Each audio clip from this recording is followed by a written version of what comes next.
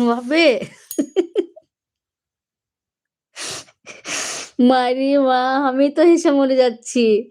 মিষ্টি সোনা বোন তোর খাওয়া হয়ে গেছে? মিষ্টি বোন তুমি কি খেলে বলো? ওর পাউরুটি খেলে না দুধ মুড়ি? আমি বুঝতে পারিনি গো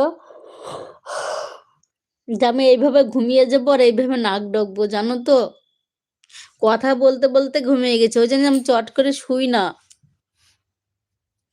শুলেই ঘুম চলে আসে। আর একযোগে মানে ওষুধ খেয়েছি অনেক, অনেক ওষুধ দেখেন মানে যে অনেক হয়ে গেছে।